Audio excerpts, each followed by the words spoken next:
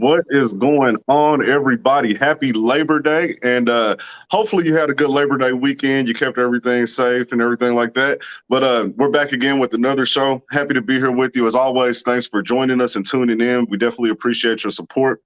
This is our new series where we're going to be talking about everything relating to fatherhood, from childhood trauma and how that affects your parenting to co-parenting and everything in between. But before we get into that, I definitely want to introduce my panel really quickly for those of you who don't know. So to my right, we've got Andrew Boykin. He is the founder of Dinner and Dialogue, as well as The Restoration. Below him, we've got Lojo Speaks, also Lojo the Car Pro. You may know him as that as well. And right below me, Mr. LaRon Barnes. We had a great conversation last night. If you missed that, go to our YouTube channel and check it out. We were talking about motivation and really how to keep yourself on track to succeed in life. And so we don't want to hold you too long with all of the before show antics. So we're just going to hop right into it. I've been excited, very excited to have this conversation. One reason why specifically Lauren, a lot of this is a little backstory about Elevating Men. But when Lauren and I first started talking, he's the vice president of Elevating Men. He said, man, I like what you guys are doing with Elevating Men. I want to be a part of it. Ironically, he was doing something already called fatherhood. And I've been able to watch this man over the last couple of years, man. He's an excellent father, super involved, sports, vacations, everything, the whole nine. So you definitely want to watch him because he's doing it right. He's doing it right. Now, so if you have anyone in your life, any men, I want you to go ahead and share this and tag them because we want to have more men be a part of these types of conversations. It's all about building up ourselves as men so that we can be better fathers, better providers, and ultimately build better communities. And so the first thing, right, I believe that when it comes to being a great parent, and this is my personal opinion, right? So I got a question for you guys, but I believe that when it comes to becoming a great parent, specifically a great father, it is difficult to do that when you're still processing your own childhood traumas, right? When you're still in the recesses of your mind trying to figure out what happened to you, trying to heal, it's difficult to be in a broken spot and build up something in your children, right? And so my question to you all, that's my belief, my question to you all, and for those of you that are watching, please leave your idea of this in the comment, and we'll address that as well. But do you believe that the way that you were raised affects the way that you parent? And while you're thinking about that, consider this. There are a lot of men that grow up without fathers. It's a problem in our community, right? But some men take that as an opportunity to be a better man and a better father. They don't want to repeat the cycle. Other men just repeat it and they use it as an excuse. And they say, well, hey, I didn't have a father. I don't know what to do. I didn't get that direction. And so I'm just going to throw my hands up and it's kind of whatever. And so with that being said, I'll start with you, LaRon. Do you feel that a person's childhood affects their parenting, or are those two completely different events? And I absolutely do agree. I believe that it does affect their parenting, even especially in the discipline area. And it can go either way. Like, for example, some parents, because they've been disciplined a lot, they don't discipline their own child because they felt that that was some type of traumatic experience. And then some other parents understand, they'll say, you know what, since they whip me or they discipline me with a belt or whatever, most likely I'm supposed to do it to my children. For example, like I heard Lauren say before that a few episodes ago, he has never had to really discipline his children with spanking them or whatnot. I had. And there's nothing with the two, but I did notice that my belief is spare the rod, spoil the child. And especially, and somebody has different beliefs and it's okay. But at the time, it also, I believe, is the way that, once again, it's individual. But at the same time, for me, it works. But I also noticed that I'm the way that I am, and I got some butt whoopings. And I understand that it's not going to harm the child in the future, and it didn't harm me. So absolutely, though, I definitely, yeah.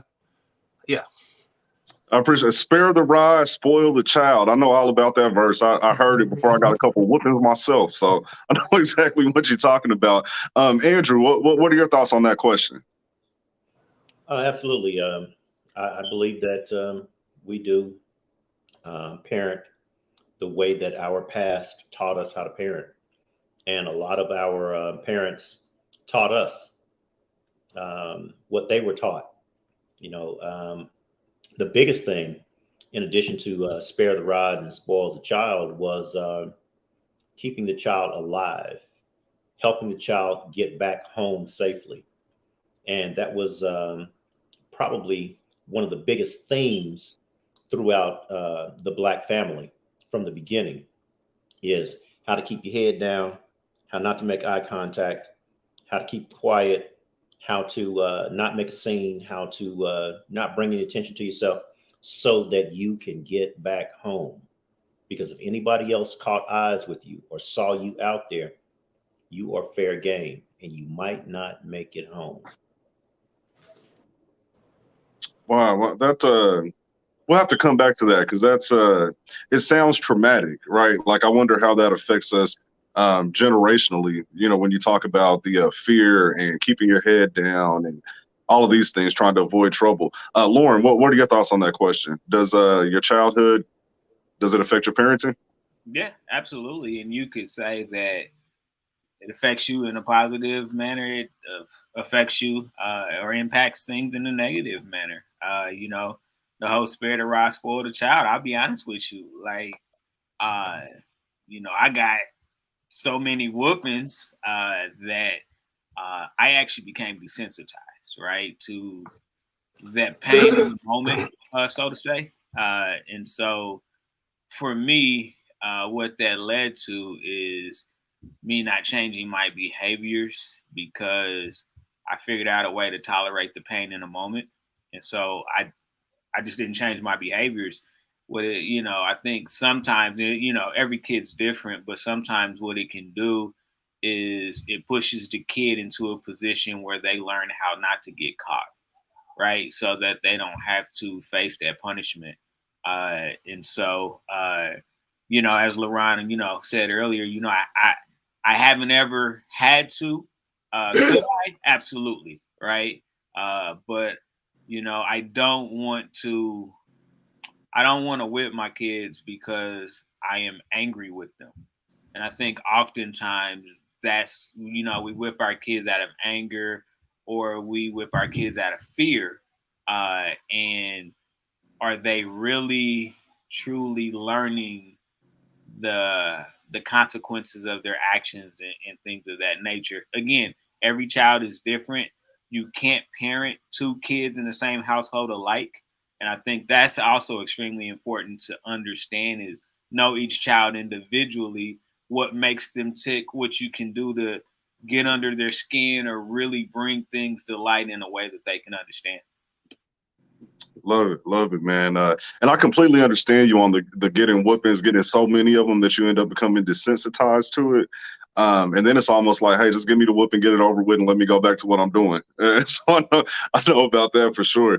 I do want to introduce to the panel. This is his first time being on with us, Mike McJunkins. Man, how you doing? I just trying to get better every day. Learning from the influences and everything that I've gone through, and trying to make a difference in my own kids' life. So that's what it's about. That's what it's about. He hopped on a little late. I'm gonna go ahead and cover for him. He hopped on a little late because he was doing exactly what he should be doing as a father. He's taking care of his children, and so we definitely respect that. We're all fathers here, and so no problem there. But the first question that we threw out there, it had to do with how do you feel your childhood affects your parenting? Do you think that those are two separate events? Meaning that you can be raised one way, parent your child completely different, or does it all just flow into one? What are your thoughts on that? um I definitely think that it influences how I parent my kids. But as far as that the comment, like, you can't raise the two kids in the I have two kids. I can't do the same thing or say the same things to my daughter that I can say to my son. Right. And so my daughter is 5, my son is 2. And it's one of those things to where it's like, yo, she's my baby. She's the firstborn. She's my baby. So I think that it became one of those things like, okay, I became more sensitive because she was my first child. And I did try to do things differently than the way that I was brought up because she is a lady. And I want to raise her to be a strong lady. And then when my son comes and then realize he's just like me, it's like, buddy, you might got like the no, nothing, you getting You ain't everything getting no I got, slack. You getting no like, slack. Right. because I'm seeing what you doing now.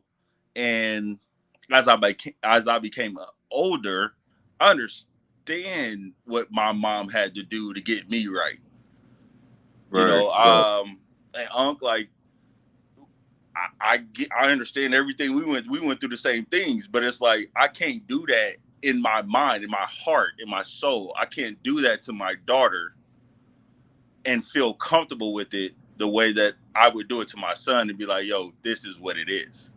Man, listen, so when we talk about disciplinary equality, like that's a whole different topic because I got girls and I got boys, and almost everybody on the panel is in the same situation. I do notice myself being softer with my girls, being a little harder with my boys, but in a way, I feel like they actually need that, which is a really interesting topic. I'm going to bring on our other brother really quick, Mr. Mike Patton. I know you all are familiar with him. How you doing, brother Mike? Can you hear us?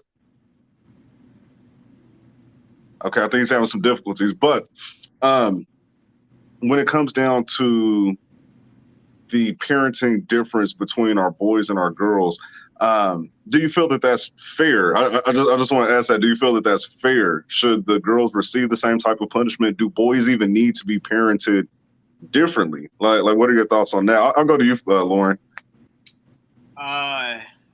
Yeah. I mean, because boys and girls just operate different. They think different. They react different. So there is a different style of parenting that you may have with your girls than you do with your boys. I will say that I'm glad that I had girls first because they did bring out that sensitivity in me that I could then pass to my boys, right? Because I tell my boys, you don't have to be macho. Being a man is not just about being tough. There's a lot of different things, that go into being a man. So I actually appreciate that I had my girls first because it allowed me to be sensitive with my boys. Man, that's a really good point that you brought up, because even with boys, we also have to recognize that all boys aren't the same. All of them aren't aggressive. Like, I've got a boy that, listen, like, if you ain't about to knock him upside his head, he ain't hearing nothing you talking about, right? But then on the flip side, I have a son that if I have the same type of forcefulness or my voice is raised, I don't know if timid is the word, but he doesn't respond anywhere near the same. It feels like I've broken his spirit. And so I have to be a little softer with him. And so I think it's really big that we have to really recognize our children's psychology and match their energy, when it comes to parenting. And so what are some ways that we could do that? I want to stop there for a second. What are some ways that we can do that? How can we learn our children individually in such a way that we know how to deal with them effectively and according to their own personality? Laurent, what would you say to that? Conversate with them. That's the first thing you got to do. You got to have a conversation with them to understand your child. Ask them questions. See what they comprehend. See what they don't comprehend. Ask them, do they understand? Ask them to explain it to you. Make sure that they get an understanding, because I noticed with my daughter, when I have a conversation with her, if she doesn't understand it, she'll say it. And she'll say, Daddy, I don't understand. I don't get it. And we can't expect our children to do what we ask them to do and to do it correctly if we don't even make sure that they got to understand it. So a lot of times, I think what it really comes down to, if we're honest, is with our impatience. With being able to sit there and say, let me get an understanding of why are you doing this. And then here's the other thing. There's different ways in which we can discipline our children. They don't all have to be whooping. Some of them, like one great thing about this is I noticed that taking a device from my children hurts more than a whooping. And I feel like some of my children, you feel me? Like some of them need whooping. You need to get a whooping right now because this was extreme and you have to know it's extreme. That's why I have to do it this way. But if I take a device, you'll be hurt for days. But that whooping, you be like, hey, like Lauren said, you can get desensitized. Right. Okay, back to it. Man, hey, as soon as that sting over with, man, it's party time. I feel you. Let me ask you this: as we're talking about whoopings, real quick, I saw something in the news about a week ago. There's a city in Missouri, I can't recall which one it is, but they're bringing back whoopings in the school. So when I was in school, you could get a whooping, and I got a couple of them, right? I've heard a couple different conversations on this. A lot of them say it's because of a lack of fathers in the home, and we're looked at as a disciplinarian. And so once the father's removed, you have unruly children is what they're coming down to. So they're saying, and it's funny to me, it's funny the irony in it, because they said, hey, you can't whoop your children. That's child abuse. A few years go by, and now they're like, man, these kids are bad. Can we whoop them for you? You know what I'm saying? So just, to throw this out to everyone, how do you feel about they call it corporal punishment. How do you feel about that in schools? Them being able to spank your child. Andrew, I know you. I'm gonna come to you, Laurent, but Andrew, I know you've probably got some history as far as being in school when that was in effect, and then you kind of saw the transition out, and now it looks to be coming back. What are your thoughts on it? So yeah, we had whoopings and paddlings and all this other stuff in school, and then I was there when they took it out. What I would like to ask, and I wasn't in this particular era that I'm about to hypothesize about, but we're talking about the word whoopings. However, they were actually, the real word is called whippings. And to spare the rod, to whip your child with a rod, or in other senses with an actual whip, that was meant to break the child's spirit. No, not the child at the time, but to break the adult's spirit. And what we learned from that, because like I was talking about, trying to get home alive, what we learned from that was there are certain things that we can do, which included just walking while black, breathing while black, and even sometimes just blacking while black. And we could get the rod, the whip, the noose, or something that would not bring us back home. And what we got from that are those who were looking at that, the television at that time, before there was even media, the television at that time, when they had those public whippings, was this could happen to you. So parents actually started to say, hey, just so that you know how to operate, how to get back home, I'm going to show you what this feels like, so that they won't have to show you what this feels like. And then when we took it to the next level and started whipping our own kids, trying to get them to understand the consequences, or the consequences that could be worse. We did what we did, and then they took it out of the schools so that that it would be a generational break. And now that there may be less fathers, and there may be more kids who don't respond to timeout, they feel the need to break the spirit back again, rein the wildness back again. So give it the opportunity to break again. All right, so I feel you on that, and I do agree, because I mean, whooping is whipping. I understand the slavery connection, and even with our conversation in our last series about politics and religion, one thing that we found is that a lot of times we interpret the Bible wrong. Sometimes it's figurative when it's literal, and vice versa. And so I always have wondered, the verse that says, spare the rod, spoil the child. I remember another verse that talks about the rod of correction. And so in that verse, is he talking about a physical rod, or is he just saying if you don't correct your child, then they'll go astray? What are your thoughts on that, Andrew? So real quick. You're probably going to have to ask LaRon about that, but I would go to thy rod and thy staff, they comfort me. So meaning in either way, I'm going to either get the rod to get back in the line, or I'm get the staff to keep me in line, so that I can follow the line. So I say the staff will lead me, the rod will bring me back, will correct me. but it's the same thing, staying in line. Okay. Laurent, what were your thoughts? I'm sorry if I'm no problem. breaking Go what's ahead. going on, but from what he said, it goes to, like, that's why I feel like, kids act different around their mothers than they do their fathers, just because of that thing. And I actually had a conversation with mine, like, yo, I don't know why they do that with you. And literally what was said to me is, I am their comfort zone. So they feel like they can do that. So they do the most there. But then when they with me, they know, like, yo, and it's not that I whoop them or that I do this or that I, but it's just that one thing. And I think that's what got me thinking when I said that, like, and I didn't want to, she took it, it was taken as a, I would say, a discredit to what she does, which I would never do that. I don't want to do that. But it's just a visual thing, or a thing that you experience, like, yo, I really don't understand. Like, I don't have the same problems that you telling me you have. Yeah, I've been there before. I've definitely been there before. So when you're in that co-parenting situation and you aren't parenting under one household, I've gotten the call before, like, get your son. right. No matter what I'm saying, this boy ain't listening. Come get your son. And so I completely get that.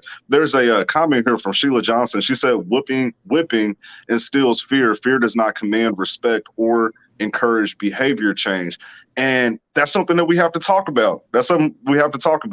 Because what do you do when you have a child that is so far out of line, that is so unruly, that he doesn't, or she doesn't, respond to any of the less painful methods of discipline? And so you tried timeout, you've taken the tablet, you can't go outside, you've had conversations with them. Where do you go from there? And I'm just going to go back to you, Andrew, because you kind of set the stage with the whipping and slavery connection.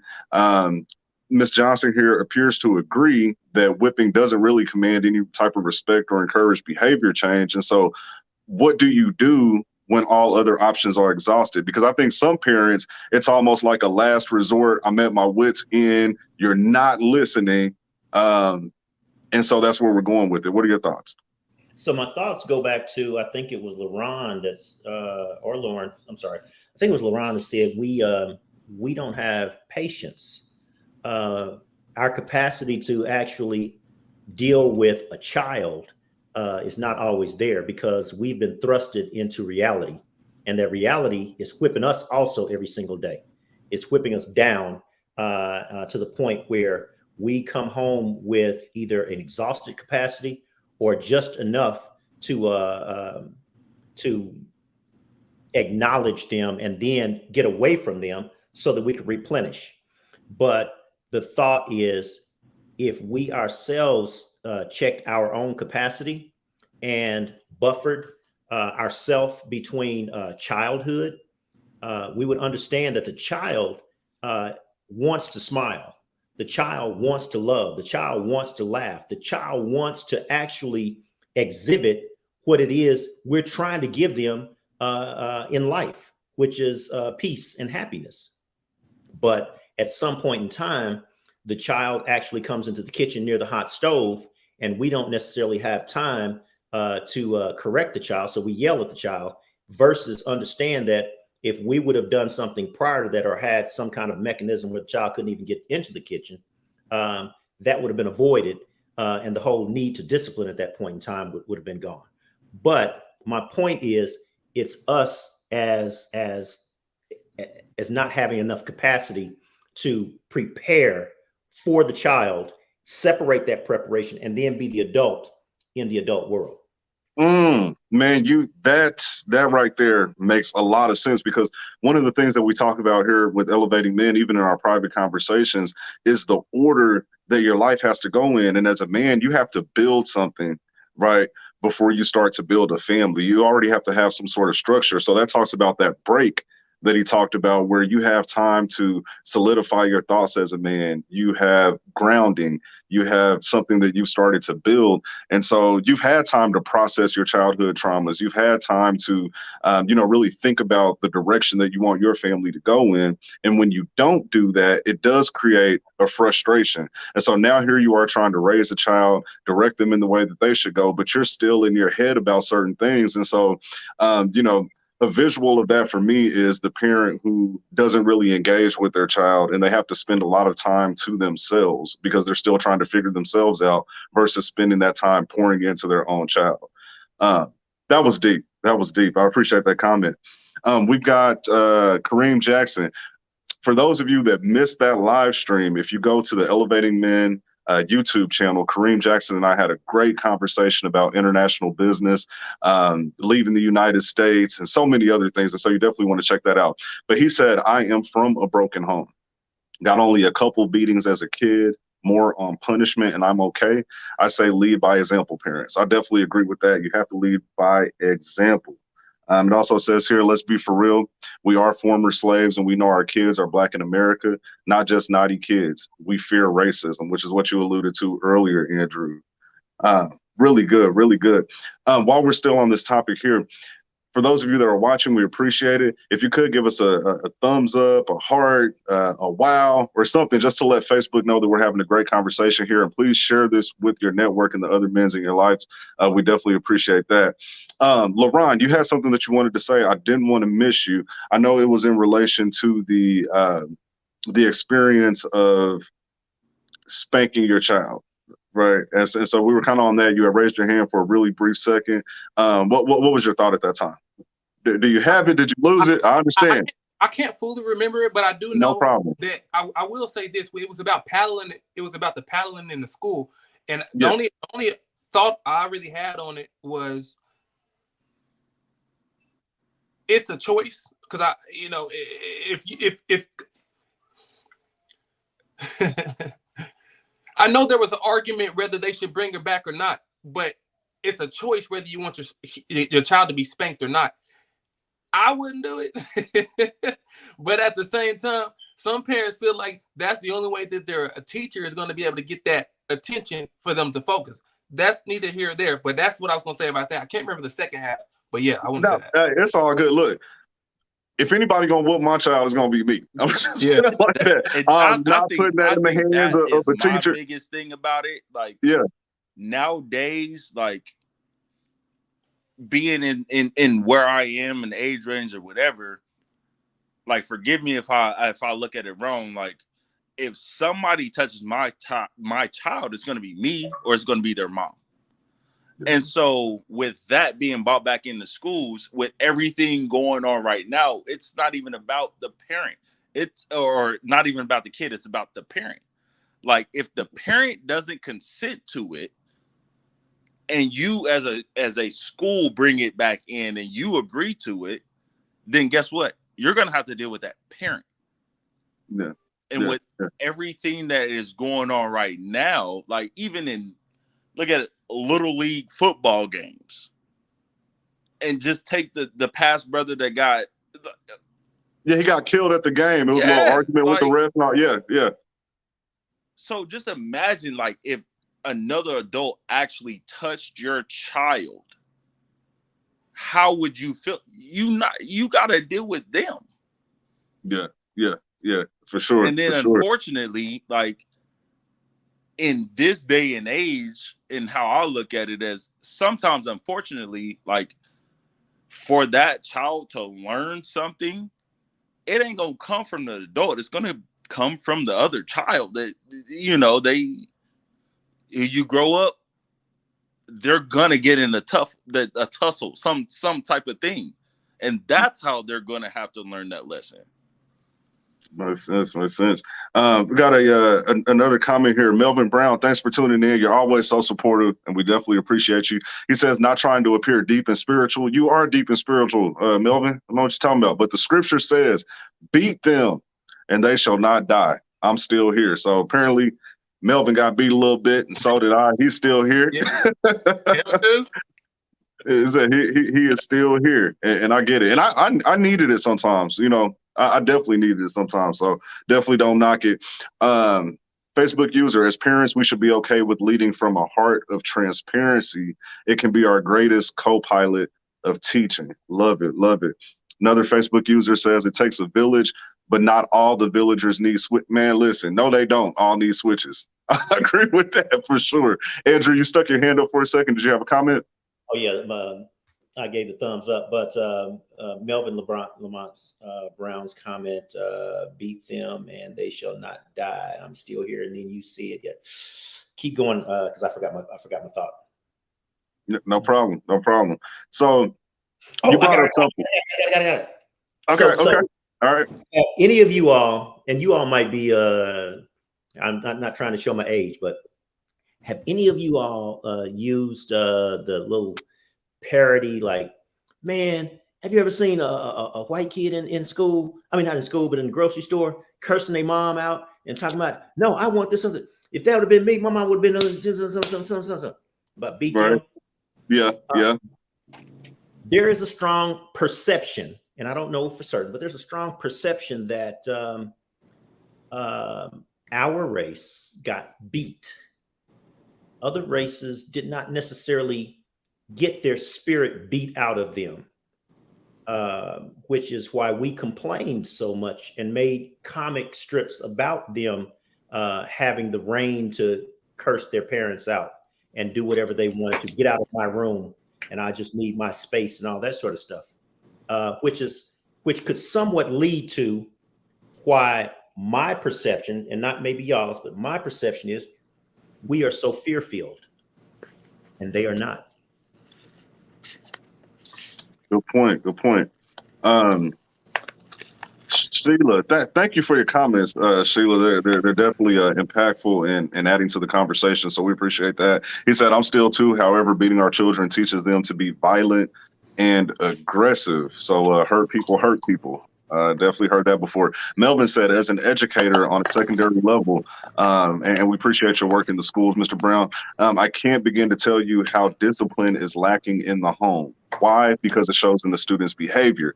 And there are times when I want to beat certain teenagers I encounter because they will take you there. But then when you meet their parents, you can clearly see where they get it from. Definitely agree with that. Definitely, definitely.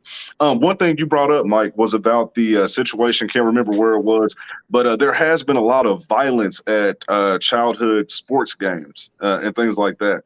And so a question that I already had here, ironically, had to do with how we as men sometimes try to live vicariously through our children, right? And so, Lauren, you probably see this more than anyone, you know, as a coach in multiple sports. And I was an athlete, you know, always have loved sports. And I remember early on with my children, I started making them exercise like 4 years old, like you're doing push-ups every day, squats, all of that, the whole nine. And I noticed at a point, like it kind of got to a point of burnout, right? And so I started getting a lot of pushback, and I'm like, wait a minute. Then I had to kind of reevaluate, and I'm like, okay, well, I know I'm doing this for them because I want them to be healthy and I want them to be strong, but how much of this is actually for me? Because I want them to be able to do things that maybe I wasn't able to. And so I'll ask you, Lauren, what do you see when it comes to that, as far as men specifically and with our boys, how we kind of try to live through them? Have you ever found yourself in that position? Yeah, and I think, you know, it's a slippery slope, right? You know, I think most men want better for their children, right? And they do understand maybe if they would have got this, then maybe they would have went further in life. So I think sometimes there's a counterbalance, right? It's actually sometimes absolutely okay for you to push your kids harder, whatever it is, whether it's athletically or academically, because you know, if someone would have done the same things for you, then you would have, you know, maybe you would have accomplished more. I think where living vicariously through your children is bad is when you don't ask them if it's what they actually want to do.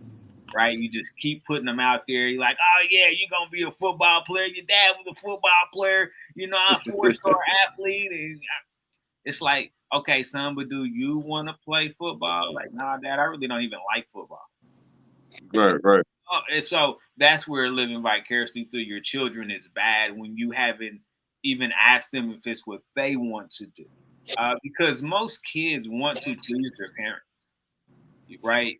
And so if your son is here as you saying, oh yeah, I played football, man, I was out there tearing it up, your son will naturally think maybe that's something that I want to do, you know, because he wants to be like his father if you put a good example out there. And so I think it just, you know, you have to communicate, you have to ask your kids, like, is this what you want to do? Like, because I've seen a ton of kids in my coaching years that I'm like, I don't even think your son want to play football or basketball or whatever. Like, he just out here because you told him he had to do something physical.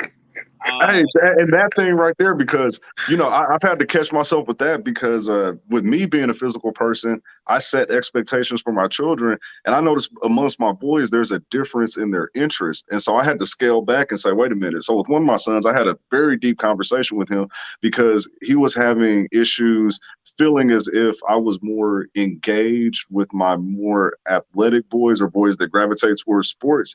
And so I had to break myself down and have a conversation and say, hey, son, it ain't about sports, right? I just want you to do your best at something. I want you to find something that you're interested in and be great at it. But I've got to, and I apologize, fellas, but we have people watching this and they're commenting, and they're still talking about whoopings. And so let's kind of go back to that conversation a little bit, because I believe there's more to be said.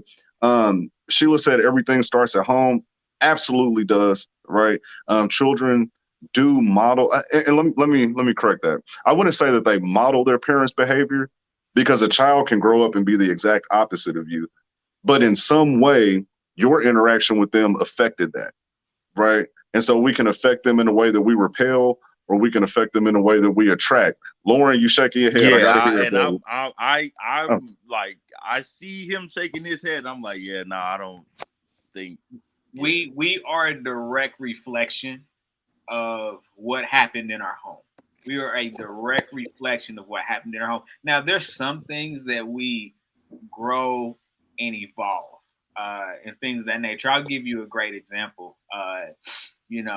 Personally, is as a young husband, I didn't know how to effectively communicate with my wife. And so, we battling back and forth, and I'm just like, okay, I'm out. I'm checked out. Like I'm good. I'm good. I don't have time to fight. I don't want to fight. And my first intuition was to leave. And I was like, wow. Like, I saw my dad leave. I saw my uncles leave. Like, all these unhealthy relationships between husband and wife, or boyfriend and girlfriend, whatever. I saw time and time again them walk. And so my first intuition was to just go, because that's what I had seen. That was a direct reflection. No matter how hard I was trying to be different, I had seen it so much that my first reaction was to just, it's time for me to check out. Like, I'm not even going to deal with this. So I do believe that we are direct reflections of what happens in our homes. I believe we have the opportunity to grow from maybe some of the negative things, the things that we took as negative, because again, what I took as negative doesn't necessarily mean one of my other brothers thought it was negative. It's just what I took. So I do have an opportunity in my own home, right? Right. To parent a little differently and things of that nature. But that doesn't mean, like, I could sit back and be like, wow, I do a lot of the things that my mom did. Not everything, but I do a lot of the things that my mom did as far as parenting and things of that nature. My dad wasn't in the home. Well, guess what? Some of my actions through his DNA come out. They just come out. It's just natural. And he wasn't even in the home. And so that's how deep it goes. Is it's far beyond just the home. It is actually built into our DNA to be a certain way until we learn, maybe through experience or through reading, or that okay, maybe there's a different way to do this, and then we either evolve or we don't. But Man, I'm so torn, bro. I'm so torn. I'm so torn. And I'll get to you next, Mike, and then you, LaRon. And so I've got you both, Mike and LaRon. I'm really torn on what you said, Lojo. And for those of you that don't know, Mike is my nephew. That big dude at the bottom, man. That's my nephew. It might not look like it, but that's my nephew right there. So he knows where I'm coming from with what I'm about to say. But we were raised in a way where all of us experienced the same thing as far as the spankings, church, what we were taught, etc. And we saw over half of the men that grew up in that church go one way, and the other half went a completely different way, even in our family, and so I understand where you're coming from. And I remember hitting a crossroads in my own life when it comes to the running thing. I saw a lot of men run too, including my own father. And I remember being at a point in my own life where I'm like, wait a minute, this is overwhelming. I don't know if I can do this. And I will never forget this. I said, this has to be where my father was right before he left. Like, this has to be where he was at. And so on one hand, I agree with you. On the other hand, I have so many experiences that say a child is going to grow up and be who they are. But that's why in the Bible, it says that if you train up a child in the way he should go, he won't depart from you. I believe that to be true to an extent, meaning that I went completely off the rails, completely off. But because I was taught properly while I was out there, my mother's conversations, other people in the family, those conversations still rang in my mind. And that's what brought me back. And so, hey, that's good. Michael, you, and then LaRon next. So I think my main, I would agree. Definitely, but the one thing I could say is kind of like, even if your dad is, let's say he's not in your house, but you still have that relationship with your father, you still become that, right? And that's even back to the comment that everybody was talking about. They are living their life through you, right? So, as my uncle, everything I've been through, all of the stuff that, everywhere I done been and played ball, I still playing ball and all of that. And I still got my dad, he still comes to games, still does all of this, but I can tell he still does all of that. Mm-hmm. And yes, it's still a joy for me to do it, but it's become a thing I want you to see me do it, because I can tell that's where you're happy. I can tell you're happy when you see me playing. But as far as my son, man, everybody's like, he's gonna be a football player. And I honestly tell people now, if he don't want to do it, I'm not gonna make him do that. Right. Because I understand what it all involves. I understand the bodily harm. I understand all of that. And I don't want him to go through that if he don't want to. And I'm not going to force him to do that. Love it. Love it. Love it. Even my daughter, both her parents are sports parents. Yo, if you don't want to play sports, okay. That's fine. That's cool. And the quickest realization I got, the quickest realization was, we put her in soccer this year because she likes to kick. She liked to kick the ball around the house. When she got on the soccer field, she wasn't doing none of it. None of it. So I was like, yo, all right, hey, yo, next year. So this ain't her thing. Yeah, we just actually gonna listen to her. I'm telling you, because I'm not about to put my money into that. Yeah, I love to see my baby succeed, but I hate to see my baby fail. Right, and she has to want to. And if I see my baby failing, we're not doing it unless she's ready to do it. it's those different types of things that, you know, you grew up under people, and like you talked about, we came up under the same thing. Like, we both know about the blue cone. Bruh, I started shaking a little bit. Let's not go there. Don't go Look, there. like neither one of us, we didn't want. Hey, The blue when cone, Weezy pulled out the blue that rubber cone, house yo, shoe. no, Wow. Yeah. none of that. Right. We didn't want none of that. But it's the same thing. Like, you know, that was her thing. We came under her. She became the ultimate decider, the ultimate disciplinary person. Like, even though, you know, my mom and all that, she was all of our ultimate disciplinary person. Yeah. So if Weezy wasn't going for it, Weezy would let you know. But we don't got that. We don't got that in our society no more. We don't got that because, like, I'm gonna stop you right there. Our kids I'm don't stopping do right there. that. You just hit on something that Keith Slider mentioned, and so I definitely want to recognize his comment. Keith, thank you for joining us. We appreciate your support. And then LaRon, you're next. I know you had a comment.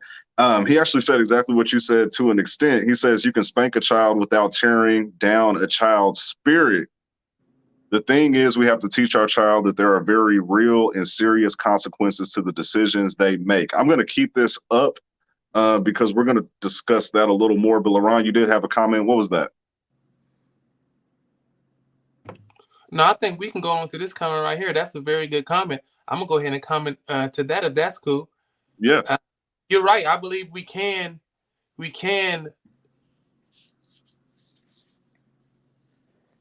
You said speak to a child. Okay, I thought you said spank a child. Oh, you did say spank. Okay. We can spank a child without breaking their spirit. What that comes to, again, is a conversation with the child on why they're suffering the consequences. And then also not telling the child they're stupid at the same time you're whooping them. I think a lot of times we verbally abuse our children at the same time as we're spanking them, and that's what breaks their spirit. Words alone to break the spirit, but add a beating on to it. I'm telling you, that's a double whammy for you. Can I clarify that comment? Let me just make sure that I'm understanding what you're saying, because I know exactly what you're talking about. So the spanking, with the words at the same time. Why did you like that whole situation, right? So I really want to hear from you, Andrew. I saw your hand there. If we have a conversation with our child, we come to some form of understanding that, hey, I've exhausted all options, right? I have grounded you. I have taken your tablet. I've taken your phone. I put you in timeout. I said you couldn't go outside. You still aren't listening. And in the real world, if you're a repeat offender, the consequences become more dire as you go on. And the ultimate, as a man, as an adult, is prison, right? And we know that the cops are able to beat us, right? And so, man, this conversation is a tough one for me. So, Andrew, if that conversation happens and they have done the ultimate form of disrespect, is the spanking justified? Is there a proper way to spank? I guess that's the question. Is there a proper way, or is that just like a no all across the board? So I don't know if I understood your question, but I'm going to answer it. It was all over the place. Yeah. So one, the ultimate punishment is not prison. It's death. That's why a lot of people who pull the trigger fear for their lives, because we are animalistic. We are out of control, and we will kill. Keith Slider's comment, you can spank a child, ...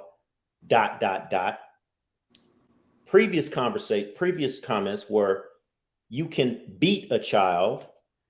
Previous comments were you can whip a child. Now, if you look up all three of those definitions, spank, beat, and whip, all totally different. Spank is not beating. Spank is not whipping. And I don't recall seeing in the movie Roots anybody being spanked. However, can you just give us your difference in the definitions? So the difference in the definition meanings, spank is more like a a correction in the moment. Say, for instance, and in the age, meaning a spanking a child actually starts maybe at about right before 2 years old. And when I say Like, don't touch the stove. I don't touch that. exactly, Yeah. it's just like it's no different than putting that little thin rope around an elephant's leg as it's a baby. It will grow up understanding not to do anything beyond that rope. So if you spank and spank, and every now and then the child starts to get ready for you when you come to the room to correct them, which is what a father does. That's why a child will straighten up when a father comes in, because they know that the discipline is about to come. He has no time to negotiate. The mother, on the hand, she has nurtured him from the beginning. So that means when she spanks him, she's also nurturing him. When she's nurturing him, she's also spanking him. So at some point in time, he understands that she's going to nurture me no matter what. Dad, there's nothing. Hey, he's just coming with the real. So I know who to play. So that spank starts earlier than when the father, who's out of the household, and forgive me for generalizing and going right there, finally comes into his child's life at an age where he now thinks that, okay, I can relate to this child now. He's of age where he needs a man to understand how to harness all this power. Well, he needed a man to help him understand all that power before he was 2, because he was powerful. He was a lot of us do that. Yeah, I don't know about you guys, but that was, with my oldest children, that was like kind of my thought process is, infant, toddler age, like that's your mom. And then, I'll pick up when you get a little older, we can have conversations, etc. And I agree with you, Andrew. It does start earlier than that. That's something that we really need to think about. Wow. So when you say spanking at 1-2 years old, is there a cutoff age where physical correction should be stopped? Understand, if you place that rope around an elephant's leg at an early enough age, there is a time when you don't have to worry about that elephant defying that rope. So if you start, I don't think people operate like elephants. Well, it's not that people operate like elephants, but we also understand. Kids understand, and D.L. Hughley actually told this joke one time about a crazy person. They can stand in line to get on a Greyhound bus, and they're not crazy. They can stand in line, get to the next person, stand in line, get their ticket punched, and as soon as they get on that bus, they know when to let the crazy out.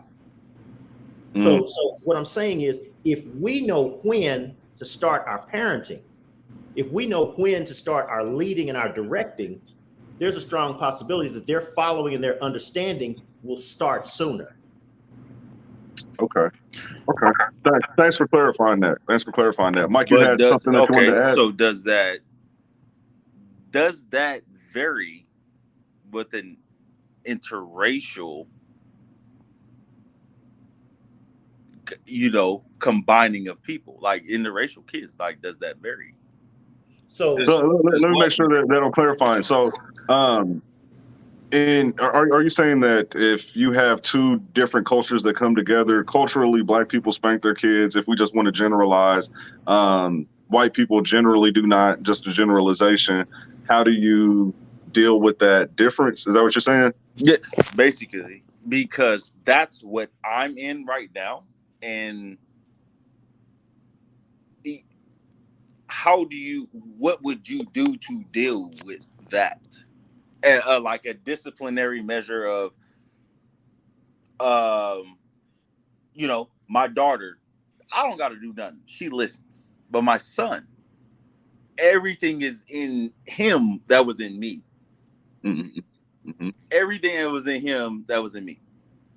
Right. He sees a lot of the other side of his family more than he sees my side.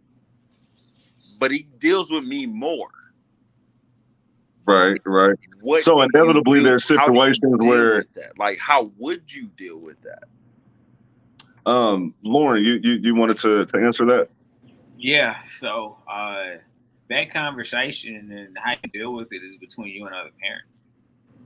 Right. You know, that's a conversation that you guys have to have, a conversation that you have to stack hands on. It doesn't really have to do with culture. It does in the sense that, you know, you may have a difference of thought in how you discipline a child, but it doesn't really have anything to do with culture. And that's where generalizing can be tricky, because we generalize and think that, you know, white people don't, you know, spank, whip, beat their children. Oh They no. do. They do. Yeah, no. And so that's a conversation that has to be had with both parents, right? That's what co-parenting, whether you're together or whether you're not together but raising children, is super important, because what happens if you don't agree is that when you do one thing, the other parent is going to come to the other side and try to soothe them. And, you know, your dad was wrong, or the dad may say, oh, your mom was wrong. You know? And so then the child is utterly confused. And that confusion will actually just cause them to act out worse. Mm-hmm. Good point. Good point. We're almost at the end of our time here. Man, this is a great conversation. Andrew, you have something you wanted to add? So it kind of goes back to your 20, 40, 60, 80 comment, meaning from 0 to 20 is when a child should be raised. And prior to 0 to 20, that parent, if that parent, and this is where we started, meaning going backwards, do we take our raisings, how we were raised, into parenting?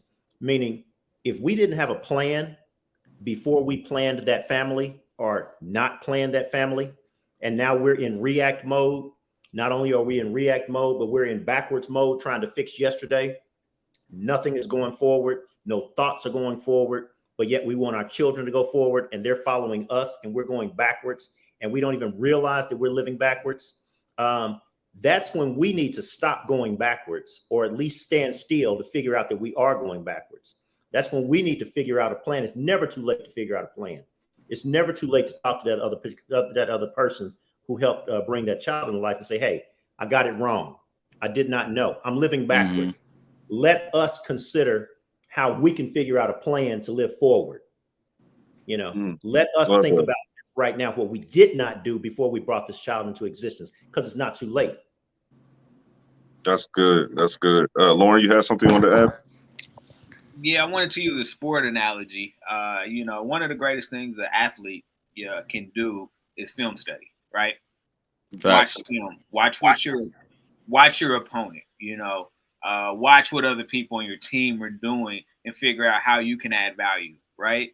One of the greatest things we can do as a parent is just observe our children. Watch what they're doing, and then respond, and then react to what we see, not what we assume. Right?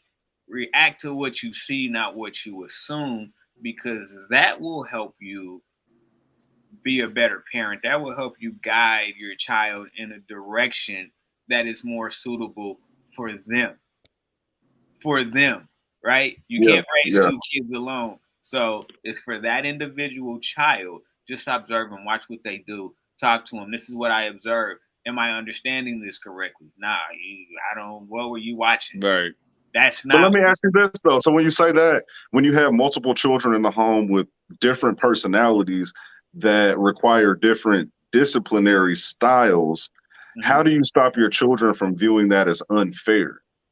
So you have, what I would say, because I do that with my kids all the time. When I'm not at work or whatever, like I figure out something we could do that takes us out in public, like not just in the home life, right? Because the way that I think about it is, yes, they act a certain type of way in private with their different parents or whatever, but if they're out a certain type of way with both of their parents together or not, like how do they act? Because then you could see like what they like. Like take perfect example. I take my kids and even my ex, like we go bowling, right? Just a normal, regular thing. We go bowling, right? But I'm able in that to see, like, whether it be the determination, like the discipline, the the lack thereof in general. But like, I know what you want to do just off of one simple thing that we're doing together, right? Yeah. So then And I know, kids do like, they do operate differently in the home versus out of the home. When you take your child out of the home, you really get to see what you taught them in the home. So sometimes they'll fool you, right? yeah, So I could allow my son to go to a sleepover and be like, hey, you might have your hands full tonight. I'm just giving you a warning or whatever. And the next day they're like, man, he's like perfect. I wish my son acted like that. And so then it lets me know, okay, he's hearing me. He might not display it all the time with me, but it's in there, right? And right, that's what's important. And you know what? Yeah. You know what? You want your children to act out at home so you can fix it in the home so before they get out in before public. they get in public, Let them go crazy in the house a little bit and be a little bit out of character, because you're actually there to be able to make those small adjustments so that when they go out into the world and they're dealing with other people that, aren't in their circle of trust, so to say, they know how to carry themselves. Go ahead, Andrew. I see you put your finger up. So what I was going to say is, what I'm hearing, and this is not in trying to contrast or contradict or challenge, to see how your children act so that you can correct them. It sounds like they are now the first cause. You want to see how they act so you can react, versus, and this might be difficult, but versus you being the actor and them being the reactor. Meaning, if there are child blocks on televisions and video games or whatever the case may be, you are actually setting the stage for their programming. Yes, they are going to interact with their peers, but also you have the opportunity to lead them once they get back from their peers, and bring them back to where you want them, such as the games that Andrew plays with his kids. Those games are much more powerful than those video games. right, Those games are much more powerful than those television shows, and they want 24/7 of what Andrew gives them versus what their friends give. Man, we can ready to play Nintendo. Man, I'm ready to play with my dad. right, and that's why I do what I do, because that is a controlled environment that I can control, and that is the outlet that I choose, or they choose, like, or whatever to do, that I can figure that out. Like, this is the one thing that we're doing. LaRon, you had something that you wanted to add?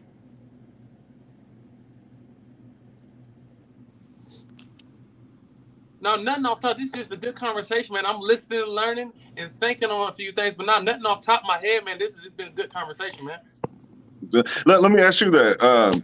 You have boys, you have girls. I'm sure they all have different personalities. They all respond to discipline differently. How do you keep your children from feeling as if the treatment is unfair? Meaning, one, hey, I got to tell you 3, 4, 5 times. I already know to circumvent that. I'm just going to go ahead and take your tablet, send you to your room. The punishment is set. The other one, you can just say what you need to say and it's kind of over with, right? But in a child's mind, what they see is dad just sends me to my room and takes my stuff, and he just said something to her. How do you help them understand that difference and keep that confusion down? Because what I've seen happen is sometimes children will grow apart as adults, and sometimes the reason is how they were treated or treated differently in the home from the parents, or even the perception of it. So how do you prevent that? Well, I'm a parent that is a teacher, and not only do I don't just teach with my words, I teach by walking them through it. For example, one of my daughters had that situation. My youngest daughter had a situation where she said, well, how come Nehemiah, her older sister, get to stay up late? Or how come she get to sleep on the couch? I said, well, one, because she doesn't pee. So I'm giving her understanding. And she do this because she's mature. Well, what's mature mean? It means that you do the things that you're supposed to do because you know you're supposed to do it. It's the way that I explain it to her. And so when something does happen that she shouldn't be doing, I actually point it out. And I say, see, that right there is why I can't trust you with this. I show them in the process of it versus just telling them why. Do you see that action you made? That action is the reason why not. Now, if you want to be able to do different things that your older sister is able to do, then you have to act in a mature way and act like she would act in this way. And if you do that, then you'll get the same treatment. But until then, this is what we have to do, even though I don't want to. I love that. I love that. Andrew. So there are some kids that's going to grow up not necessarily knowing how to operate on a Zoom call because they're going to be peeing on Zoom and make the guy who's correcting all this or controlling all this goes, is he peeing? Let me zoom out of here and yeah, because that's what I certainly thought just a few seconds ago.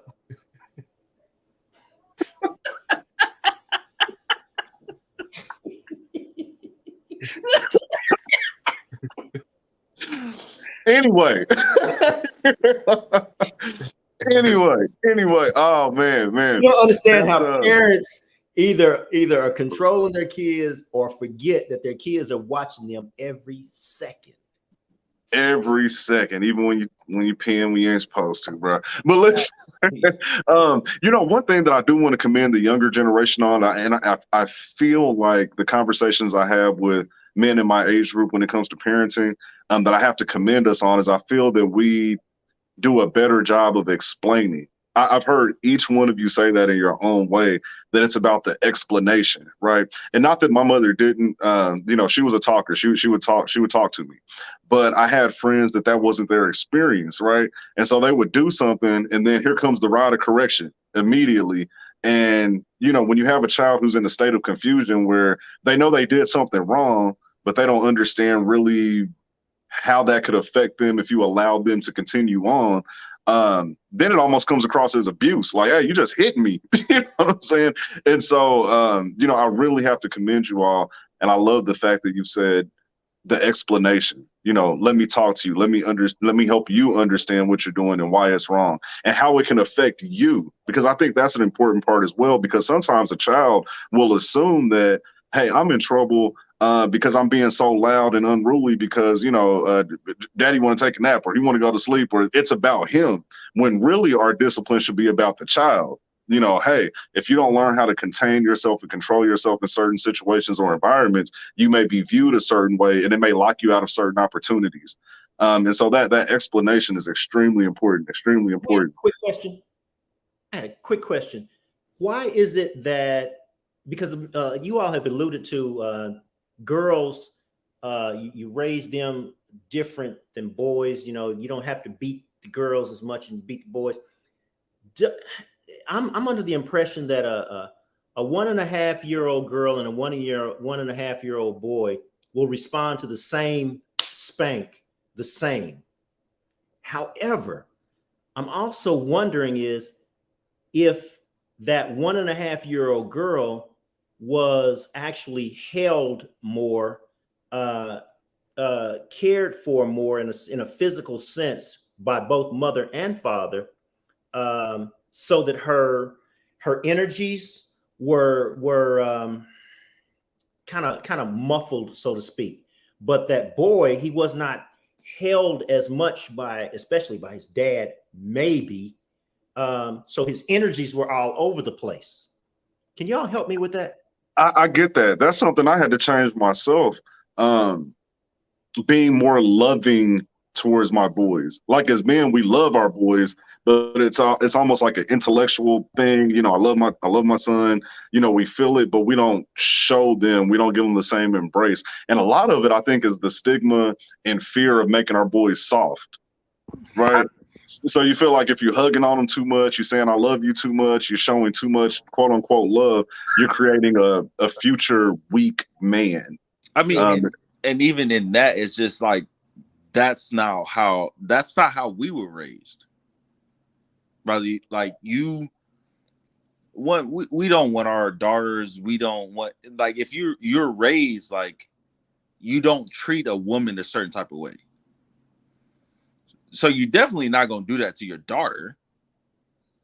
Like, Right. you definitely not gonna start it off that way. So you gonna be more emotional, and unfortunately, it's like if you that way as a person, 9 times out of 10, the way karma works or whatever people call it, like if you were that way, you're gonna have a daughter first. Like, it's gonna show you why, whatever you was doing, whatever like you had a daughter first, right?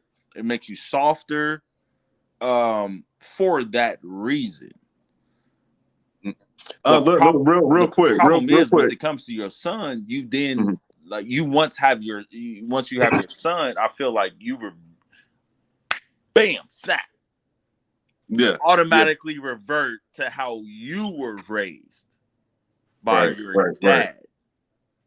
Real quick. LaRon has to go. He's a man. He's got to take care of some business. So I want to give him an opportunity for any last words and to let people know how to get in contact with you. And please, can you share with them the offer that you have with your life coaching business? Absolutely. Well, I'll say this has been an amazing show, guys. I freaking love elevating men, and I know you do too. But I just wanted to say, before I hop off, I got a few things I got to take care of.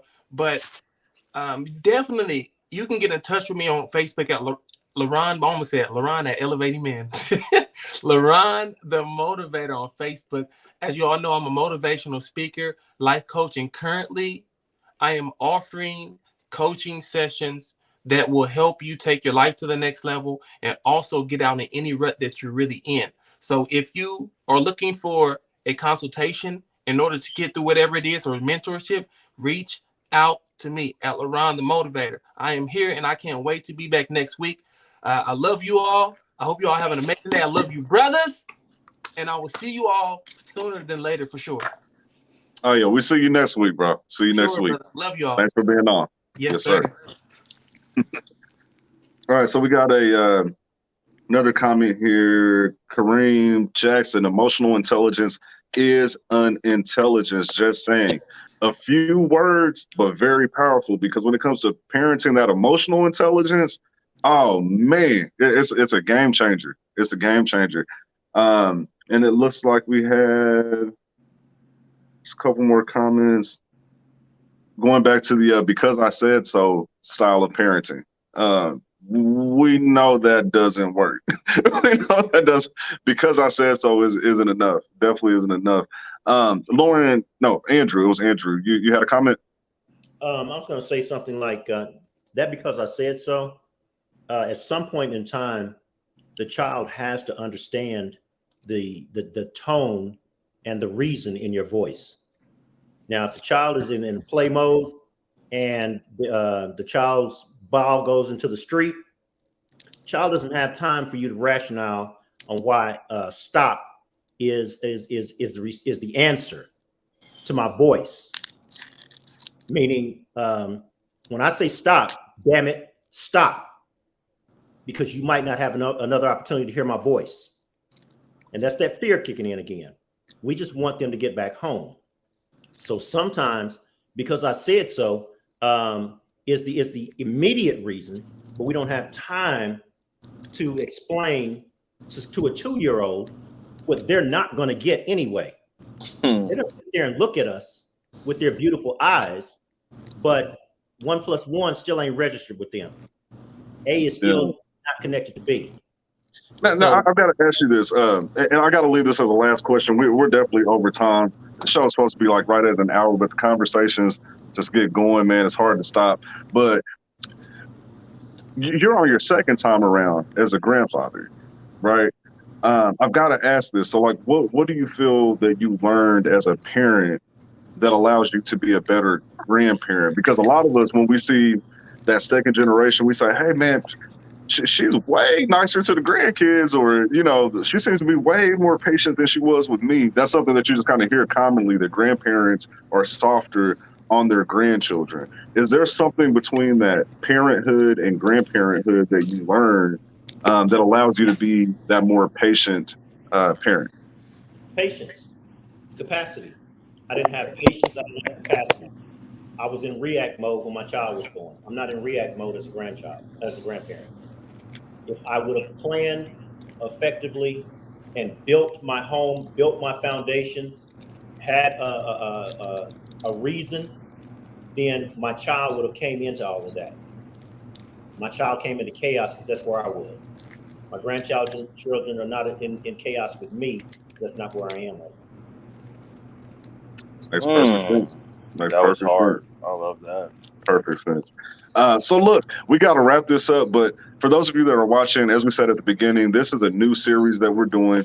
As you can see, it's hard to have such in-depth conversations in a short amount of time. And so we do all of our conversations in a set of 3 or 4, depending on how the conversation goes. And so next week, we'll be carrying on this conversation on fatherhood, getting a little bit deeper, talking a little bit more. And we want all of you to come back with us next Monday at 8 p.m. We appreciate all of the comments, all of the love. If you could do us one more favor on your way out, if you could give us another like, a thumbs up, or a heart, that does let Facebook know that you enjoyed the show so that they can show it to more people. Also, if you want to catch up on our past shows, you can go to youtube.com/elevating men. We have over 50 videos where we're having conversations from everything to how to deal with women, how to raise your children, how to deal with your mental health as a man, and so much more. We appreciate all of you for tuning in. Before we go, I just want a last thought from everyone and just kind of how to get in contact with you. I'll start with you, Andrew. RESTIN 2050. I know that was crazy, but restin2050.org. Check it out. Love it. Love it. Lojo, the Car Pro. You already said it, man. Lojo, the Car Pro. If you're in need of a vehicle to get you back and forth to work, to get you around the globe, if that's what you choose to do, please reach out to me and I will give you the best service. Progress is a process, so parents, don't beat yourselves up for the mistakes that you make. Just learn from them so you can become better going forward. I love it. And I want to add something on to Lojo. On Saturday morning, we're going to be doing a live stream from his car lot, Lopez Boys Auto, where you'll be able to ask any questions that you want about the car buying process and how he handles things. He is definitely a professional, great at what he does. And so Saturday morning, just be watching our page. We'll have an event page for that. And so be looking out for it. And then my nephew, Mike, any last words, final thoughts? I mean, yes, sir. Like, Facebook, Mike Junk, anybody y'all that, the younger kids that want to get into football training and all of that type of stuff, recruiting, Mike Junk. And then email is MikeMcJunkins@gmail.com. Hit me up. Man, and this dude, I'm telling you, he can play some football. My nephew can play some football, play for Old Dominion. Man, we'll talk about that another time. We'll talk about that another time. But thank all of you for tuning in. I have a special request. Tomorrow evening, right here on my page at 8 p.m., I'm going to be doing a life insurance masterclass for my agency, A.L. Johnson Life Insurance Agency. It will not be a sales pitch. That isn't what this is about. What I feel is our people perish from a lack of knowledge, right? There isn't a lot of education when it comes to life insurance. Everyone's just trying to sell you. And so if you'd like some good education without being sold, visit aljohnsongroup.com. You can also go to A.L. Johnson Group on Facebook. And I definitely want you to tune into the live stream. I'm going to go over everything: term versus whole life, waiting periods, pre-existing conditions, every question that you could possibly have. And just like this, it'll be interactive. And so if you have questions, you can drop them in the comment and I'll be sure to address them. And so again, thank everyone for tuning in, and we will see you next Monday, same time, same place. Stay safe.